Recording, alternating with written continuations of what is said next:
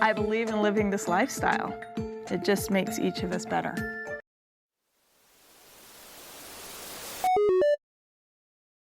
Hello everyone and welcome to Happily Ever Reality. Today we are talking about Becoming Sister Wives, the story of an unconventional marriage. That is the book that was written by Kody, Meri, Janelle, Christine, and Robyn. So that is what we're talking about today. I have already done one video about this, and I'm going to put a link to the playlist up right here.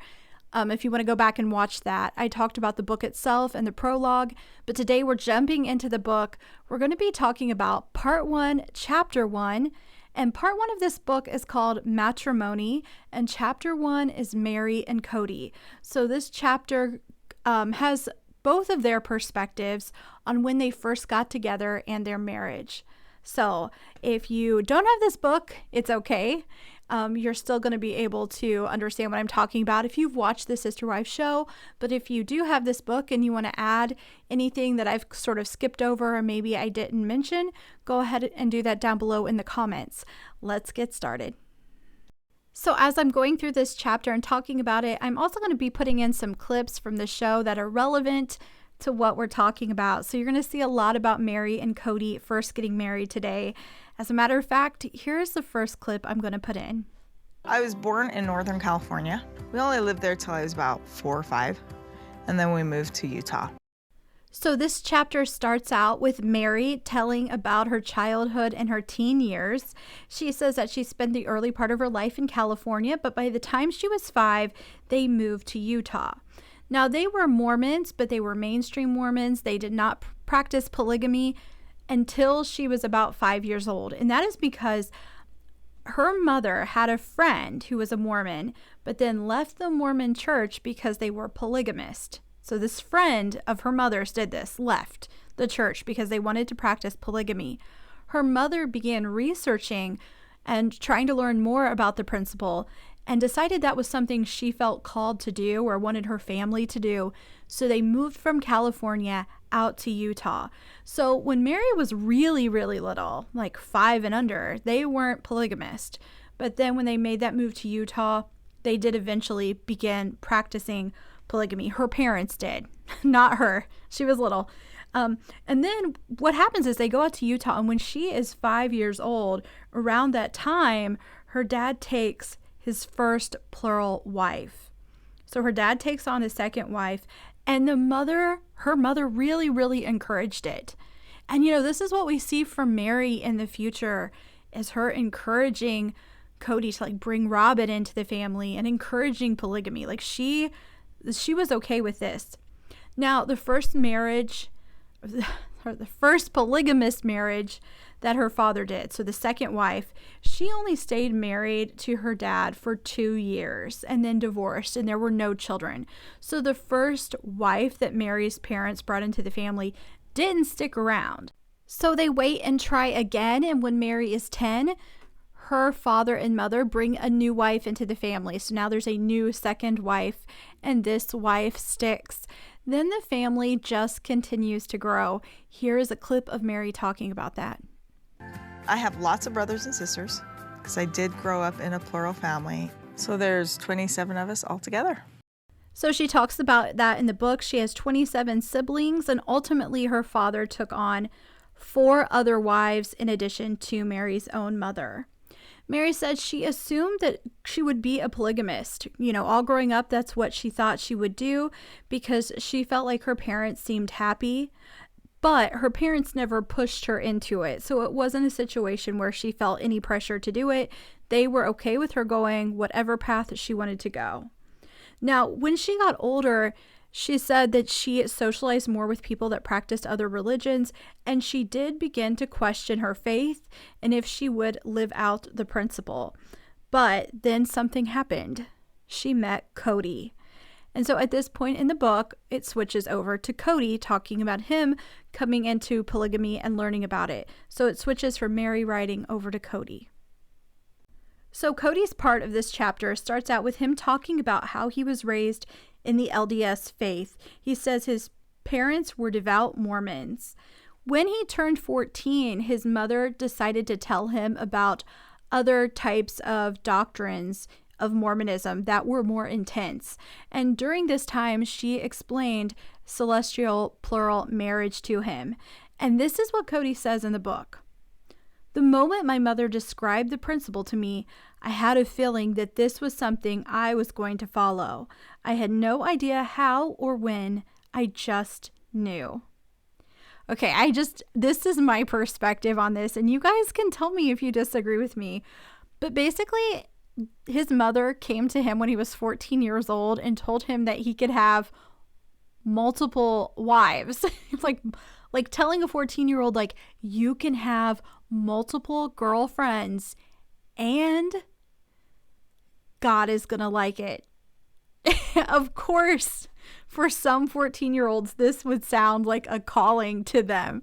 I don't know. You guys can let me know what you think. I just feel like telling a 14-year-old boy this, and I don't have any sons, so I could be wrong, but I just think there are some 14-year-olds, there are some grown men that are going to go with this. You know what I mean? But I think a 14-year-old hearing this was probably like, oh yeah, that's what I'm going to do. So Kody says that he was young and stubborn, and he really fought this calling. Like, he didn't want to give into it because they were mainstream Mormon, and there's absolutely no polygamy in the mainstream Mormon church. So he was not supposed to be doing this. Plural marriage is one of the things that sets the Mormon fundamentalist faith apart from the LDS church. So his mom was telling him about it, and he was sort of fighting the calling, or at least that's what he tells us. He did end up going on a mission trip with his LDS church to southern Texas. He was there for 2 years, and he says that the entire time he was there, plural marriage was constantly on his mind. He says it spoke to him. It was a calling, but he still wasn't sure what it meant for him. So he was just uncertain of what it meant in his life. But then there is this thing that just totally, steers him in a different direction.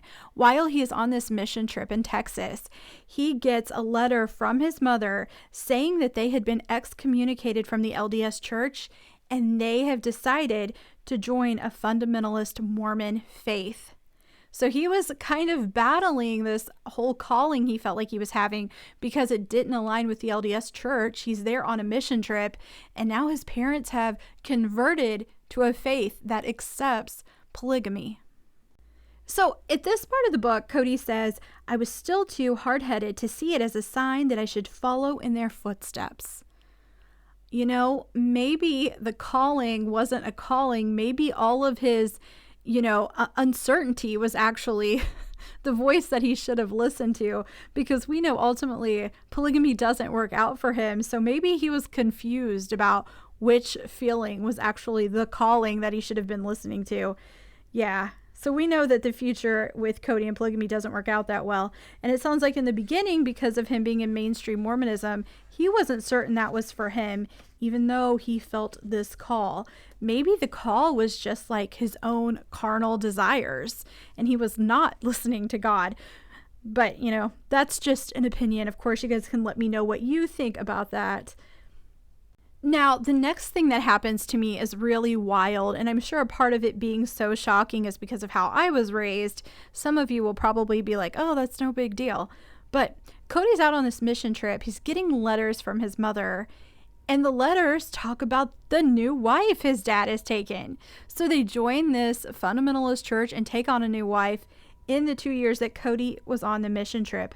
He says his mother absolutely adored the new sister wife, and that's what Kody heard about her before he had ever met her. He was ready to accept her completely, accept the new wife as, some sort of mother figure, because of what his mom was saying. Kody says she deserved my respect and my love simply because my father had married her.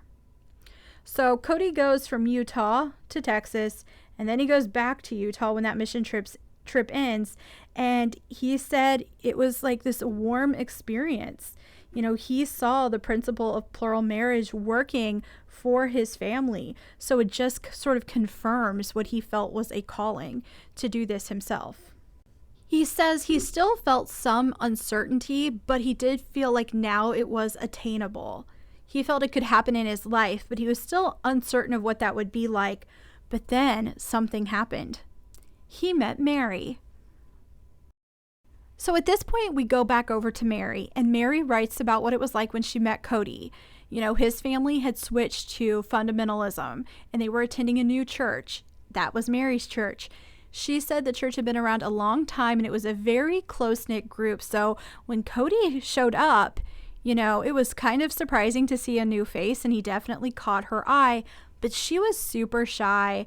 And when they were introduced, it was basically like, hello, nice to meet you, but nothing romantic. She wasn't even thinking like that. She had never dated anyone before. So this just wasn't on Meri's mind. Until Meri goes to summer camp, and it is an all-girls camp that is for girls of the same faith as Meri. So they're all fundamentalist Mormons. So she's there at camp. She's talking to another camper. The camper's name is Christy, and Christy says, oh, yeah, I have a brother, and shows Meri a photo, and it is Kody. So Meri says that she recognizes him. And then camp ends, and they all go their separate ways. So Meri goes back to Utah, Christy goes back to Wyoming. But there ends up being a wedding, and Christy comes into town for the wedding, invites Meri over, and then she opens the door, goes in the house, and Kody is sitting there. And Kody recognizes her and basically is like, hey, Meri. And Meri's just like, I can't even believe that he remembers my name. So Christy and Kody are in town where Meri live, and they just all go and hang out together all the time. And, you know, Meri sees that Kody is outgoing and fun, and he smiles and he's talkative. And this is really something that makes Meri feel comfortable because she is so shy. And she really just thinks Kody is a fun guy. And I have to tell you, when I was reading this part of the book, and this is on page 19, she's describing Kody. And I think the way that she describes him when they first got together is the way he was when the show first began. Kody came off as being very outgoing, very friendly, smiled all the time, gregarious. He was very likable in the beginning. You know, he kind of changed as the show went on, but who we're hearing about in the book from Meri, when she's talking about Kody, his personality, I think that's a lot of what we saw in the beginning from Kody. She says he just had a very positive outlook. And he did seem to be that sort of guy when we first saw him on the show. Now, before I go on, I think I might have explained this wrong in the beginning because I'm starting to get a bit confused, and I want to clarify things before I go further. Meri lives in Utah. Kody lives in Utah. Christy lives in Wyoming. So Christy has to go home at some point. You know, she's just there visiting. And as they've been hanging out, Meri has realized that she really likes Kody, but nothing is happening. They're not courting. He hasn't said anything to her. They're just all hanging out as a group. So when Christy goes home, she assumes she's not going to see Kody anymore, but they do continue to see each other because they're attending the same church. So they keep on bumping into each other, and eventually Kody just decides to go to Meri's dad and ask if he can take Meri out for a bite to eat. And her dad says yes, and they just start hanging out one-on-one and getting to know each other. She says her dad really warmed up to Kody quickly, and, you know, Kody was at their church and exploring their faith more, so I'm sure her dad liked that. So they start spending time together. And during this time, Kody started spending more and more time at the church as well. So he's spending time with Meri and then spending time at church. So she says that it just got to a point where they were always near each other. You know, they were spending a lot of time together, even if it wasn't one-on-one. She says in the book, Kody was and always has been a loud and enthusiastic presence. So Kody is really outgoing and very social and always got a smile on his face. We have Meri, who's really shy. They're spending time together, but they're also at the church. And Meri says that people would actually ask if she was Kody's sister, even though she had went to the church for a really long time. Because before Kody was around, she was just so shy and such a wallflower that like people didn't even know anything about her. So Kody really helped her come out of her shell. Now, I want to be clear about something. They are not actually courting. They are just hanging out. And that is how they describe it in the book. And she says that is how they described it with each other. They were just hanging out. So they're not telling people they're a couple. They're not acting like a couple. That's going to come in the future, but at this point, they're just hanging out. I'm going to put in a clip of Kody talking about what he felt happened in their relationship in the beginning. We had kind of a unique experience where I was avoiding a romantic experience, but we just couldn't help it. So they're spending all this time hanging out, and Kody goes to Meri and basically says, this is what it says in the book, "I can't get involved in any relationships with girls right now. I like our friendship. Let's continue that." So Meri is starting to have feelings for him. She says in the book she actually thought around this time he would, tell her that he wanted things to go further. She says, "I expected him to make a sort of declaration to me, or at least hint at his feelings toward me. But instead, he says he doesn't want a relationship with her." So you hear what Kody said there. He wasn't wanting a romantic relationship. So Meri at this point is heartbroken. So the book then switches over to Kody, and he tells his perspective. And he starts out by sharing that he is a hopeless romantic and he becomes easily infatuated. He said when he was growing up, his heart was broken all of the time. He had a very careless dating style. So when he was there doing his mission trip in Texas, he made a promise to himself that he would never kiss a woman again until he was sure that it was love. And when he came home from that mission trip, his mom actually encouraged him to take some time away from girls. She says she told him, "The next time you find yourself infatuated with someone, why don't you just try and be friends?" So Kody clearly was a young man who liked the ladies and liked the idea of love. And because of their faith, he was encouraged to chill out on that. Like, I could see Kody having that sort of issue. So he decided to just take some time away from girls. So he is saying he's going to take a break from girls, but then he meets Meri and he says that she was cute and sweet, and he really had to suppress his feelings. He wanted it to be something romantic. He actually says, and you guys, this is sort of funny reading it from the book now. He says, "I had a sneaking suspicion that we were soulmates, but because of the promise I'd made to myself, I rejected this notion." He thought they were soulmates, you guys. He had a suspicion that they were soulmates. God. In season 18 of Sister Wives, I was really tired of hearing about soulmates because I thought the idea, him saying Robyn was his soulmate and he didn't love anyone else, I just thought that was ridiculous. And here we're reminded Robyn wasn't the first person he thought was his soulmate. He thought Meri was as well. Kody talks about how much he liked his new faith. He liked how intense it was and how they would have profound discussions. He says he kept surrounding himself with people from his parents' new church. And even though he had told Meri that he wasn't up to dating her, like he wasn't open to that, he still invited her to his parents' ranch in Wyoming for Thanksgiving. And I just want to say, as a young girl, I would have found that really, really confusing. You know what? Not even as a young girl. If a guy came to me and was like, "I cannot date you. Do you want to come to Thanksgiving at my parents' house?" I don't know. I probably would have declined that invitation. But Meri chose to go. And he says that they were never far apart from each other's side during that trip. People began to talk and ask if they were dating. It was clear that they had liked each other, but Kody made it clear they were just friends. Like, he told everyone, "We're just friends," even though it appeared it was more than that. He said he would see Meri making eyes at him, and he never had to ask her how she felt. Like, Meri, it was obvious that she had feelings for him, but he was trying not to do it. Like, he was trying not to show that he had feelings for her because of his vow to take time away from girls. But then it also says in the book, "I couldn't stop winking back at her from time to time." Like, how confusing must have that been for Meri? Like, I would have not been sleeping at night if I was like an 18-year-old girl and that was how I was being treated. I feel like there's just a lot of back and forth here. But, the way Kody's telling it, I feel like he's wanting to sound like it's like he was fighting it and it was a religious thing. I don't know. If you're trying to fight starting a romantic relationship with someone, don't invite them to Thanksgiving and then spend that time winking at them. That's how I feel. Again, you guys can let me know what you think in the comments. He says here, she was sweet and innocent and a wonderful listener. She validated my existence.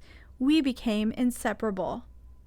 Yeah, that is what he says about the woman he says he wasn't ever in love with in the future. She validated his existence.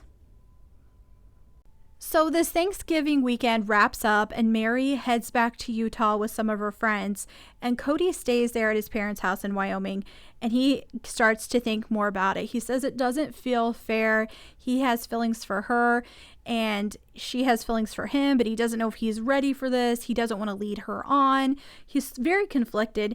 And as much as I give Kody a hard time about things, I will say what he brings up here, and I'm on page 24, it makes sense. Even though he's attending this church, he has not converted. He has not made anything official. He is really just learning about it and attending, the services. He's not a member of the church yet. He hasn't converted. In order to be with Meri and marry her, he will need to convert. So it's not just simply a matter of deciding that he loves Meri. He needs to decide if he wants to really follow this faith. He does not want to convert because he's marrying someone. He wants to convert because he really, really believes it. So he sort of has this spiritual conflict going on, as well as, a romantic conflict. He can't figure out what to do with Meri. So Kody is really conflicted and he has to find a way to get through it, and he decides to try to fast, and he does it for 2 days. And at the end of this fast, he feels amazing. He feels energetic, he feels strong, and he knows that something greater than him was sustaining him. And he feels like this is telling him what to do. It's a sign of what he should do. And he decides to convert to Meri's faith. So he does that. He contacts Meri's dad and tells her he wants to convert, and they arrange a baptism. And during this time, Kody also asks Meri's dad if he can start courting her. Meri's dad really likes him. He's just converted to their faith as well. So he's getting extra bonus points. And he says, yeah, you can court Meri. So all of this happens very quickly and sort of at one time. Kody says that he felt at that point like he was ready to marry Meri, and that she would have said yes if he had asked, but he didn't want to rush. He was still wanting to take his time, so he didn't ask right away. He decided that they needed to take things slowly. And then the book goes over to Meri. So Meri tells us about the proposal. She says they courted for about a month. He had invited her over to his parents' house for Christmas, and not just Christmas Day, but they stayed there for several days. And during this time, everyone was asking them when they were going to get married. And at one point, she just responded with, well, he hasn't asked me yet. So they're staying there, and Kody comes to her and says to her, I was thinking maybe we ought to get married. And Meri says that was just not the romantic proposal she was expecting. But they end up going ring shopping. They find the ring that they both like, but they don't buy it. Kody doesn't get it for her. He has his sister go back and buy it. And then Kody proposed to her on Christmas Eve. And that is it. She says that Kody was really nervous. He didn't open up the ring box. He just held it. She said it was like he was delivering a package. So that sort of surprises me. Kody usually puts on a show for everything and everyone, but back then when he was proposing to Meri, he was really nervous. I do want to read a part of the book here. There's just 2 sentences I want to point out. I was completely in love with him. I knew he was my soulmate and that we were destined for each other. Kody said soulmate. Meri said soulmate. They both said they were in love. Now, today, in 2024, 2023, Kody Brown just tries to rewrite history, but fortunately, we have it in a book, guys. They were in love. Now, Meri's part of this chapter, or this part I'm reading here, it ends with her saying that Kody had never actually asked her dad if it was okay to propose to Meri. So he had asked if they could hang out. Kody had asked her dad if they could hang out. Kody had asked her dad if they could court, but he hadn't asked if it was okay to propose to Meri. So he had to go and do that. Then the book switches back over to Kody. So when it switches over to Kody's part of this, it starts with 2 sentences that I'm going to read directly. This is what Kody says. I loved Meri. I was certain of it. Yep, another example of one of them saying that they loved the other one. Well, Kody saying he loved Meri, and he was certain of it. Now, as this part continues on, Kody says he was worried about their chemical connection. He had always kissed the girls he had dated before he had converted to this faith. But in this faith, he wasn't allowed to kiss before marriage, and he was worried about it. So what ends up happening is they go out for to a New Year's Eve celebration with the people in their church. You know what? I'm going to stop here, and I'm going to put in a clip of Kody talking about it. By Christmas Eve, we were engaged. We got engaged, and a week later, New Year's Eve, at the New Year's Eve ball, we went out, and then that night was our first kiss. He said Meri looked absolutely beautiful, and when he went to take her home that night, he couldn't resist, and he leaned in for a kiss. And he said it felt so sweet and natural and right. It was the best start to a new year that he could ever have envisioned. So he felt like this kiss let him know that he had made the right decision. They set their wedding date for April 21st, so that gave them 4 months to continue courting. Kody talks about what a luxury it was to be able to do this because they were in a monogamous relationship. In the future, courting will look very different with the other wives because he has to split time between the woman he is courting and the woman that he is married to. So he says this was a luxury. He says it was a remarkable love affair. And then he says, and I'm going to quote from the book again, Meri was my fiance and we were very much in love. Our relationship was a typical love story, the kind you see in movies and on TV. While we were outwardly infatuated with each other, deep down we were becoming soulmates. I suspected we would be from the moment we met. Yeah, I just got to keep throwing the things in there, the soulmate things, the things about being in love, because Kody really made himself look like a jerk in this last season when he would talk about his relationship with Meri and how it started. There was no reason for him to say any of that stuff publicly that he said about not loving her. The only reason he would do that was if he wanted to hurt her and he wanted to make Robyn feel better. There was no reason. They could have divorced and those words could have never been said. And you know what? Meri has the proof in the book that Kody was very much in love with her. So it switches over to Meri, and she talks about their wedding day. She said they got married on April 21st, 1990. They had a private wedding ceremony and a traditional wedding reception. She has sewed her own wedding dress. She really wanted Kody to wear a white tuxedo. She says that's funny now, but at the time it was what was in style. They spent their wedding night at their home. They just said that's where they wanted to begin their intimate lives together. They didn't want to end up in a hotel room. They were planning on taking a honeymoon right away, but she got sick. She says she felt it was just the stress and the pressure of, planning the wedding. They do end up going on their honeymoon, though. It's just 4 days after they had planned to leave. And Meri calls it a Kody Brown style trip. It's unplanned and spontaneous. So their destination is Jackson Hole, Wyoming. They have their honeymoon there, and then they go back home to American Fork, which is just south of Salt Lake City. And from there, they're just a newlywed couple. Meri says sometimes they were irresponsible. She brings up a time where they both had jobs they didn't like, and they had to go to Wyoming to visit some of his family. So they decided to quit their jobs and then get new jobs when they came back home. But you know what? They were young. I believe at this point, let me double check their ages. Oh, yep. Meri was 19 and Kody was 22. They didn't have any set plans, and we didn't have any school or career tying us down. We just wanted our love affair to continue. So that is what Meri says. And that is the end of the Meri and Kody chapter in the matrimony part. So it is clear to me that they were very, very much in love. Like, they say it multiple times in this chapter. I just don't believe Kody's story now that he wasn't in love with her in the beginning.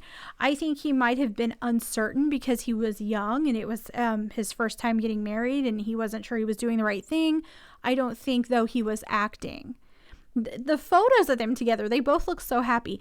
Though I do have to admit, and I don't know if you guys feel the same way, to me they sort of look like they could have been brother and sister. It's just how I feel. Yeah, so you guys can let me know in the comments what you thought about this. If you've read the book, and if you just listened here, you can still let me know what you thought. And if you haven't already, please go ahead and click like and subscribe. And I hope you come back to Happily Ever Reality.